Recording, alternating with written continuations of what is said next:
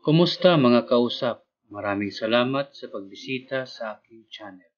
Ito po si Sir Ababa na nagsasabi, Be enlightened and awaken for truth. Know the truth and it will set you free.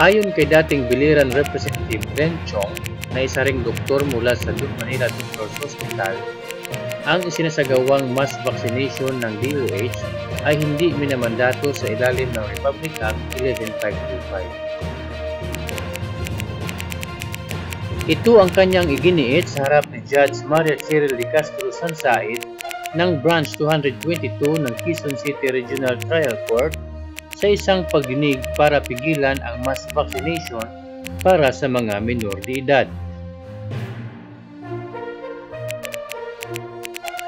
Ang batas ay tumutukoy at bibigyan lamang ang mga sumusunod na mga grupo: healthcare worker, senior citizens, mga taong may mga comorbidities, frontline personnel sa mahalagang serbisyo, kabilang na ang mga pulis at sundalo, at mga guro, at mga individual na populasyon, at ang sumusunod na mga espesyal na grupo, mga frontline worker sa mga pasilidad ng kalusugan, mga nakakatandang mamamayan, at mga maralitang individual bilang mga benepisyaryo ayon sa pagkakasunod-sunod ng bakuna na pinunduhan ng nasyonal at ng lokal na pamahalaan, sabi ni Chong. Dagdag pa ni Chong, kung tingnan ang mga provisions ng Republic Act 11525, walang batayan ang DOH upang mag-issue ng utos na bakunahan ang mga batang may edad mula 5 hanggang 11 taong gulang.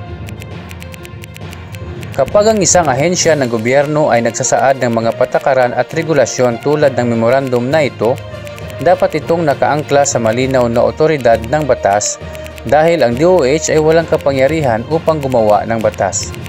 Sa ilalim ng ating sistema ng pamahalaan, tanging ang lehislatura lamang ang may kapangyarihang gumawa ng batas.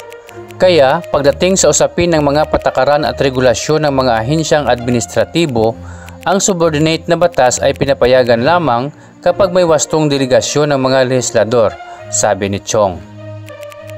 Dagdag pa ni Chong, kung tingnan ang mga provisions ng Republic Act 11525, walang batayan ang DOH upang mag-issue ng utos na bakunahan ang mga batang may edad mula 5 hanggang 11 taong gulang.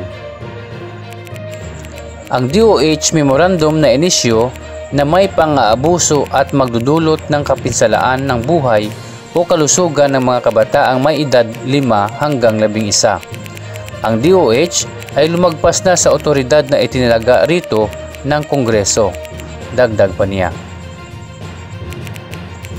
Sinabi niya na ginawa ng DOH na mandatory ang bakuna para sa mga minor de edad.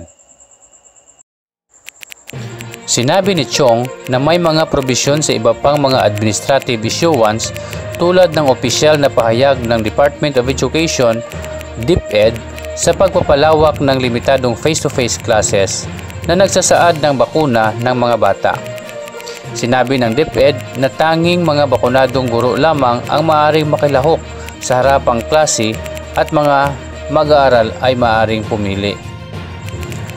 Sa ganitong paraan, ang bakuna ay nagiging di tuwiran ngunit epektibong ipinataw sa bata, sabi niya. Lahat tayo ay may obligasyong protektahan ang ating mga anak. Malinaw na walang batayan sa batas para sa pagbabakuna ng mga batang ito na edad 5 hanggang 11. Dahil sa mga panganib na hindi kailangang ilantad ang ating mga anak sa isang eksperimentong gamot, hindi tayo maaaring magkamali, sabi niya.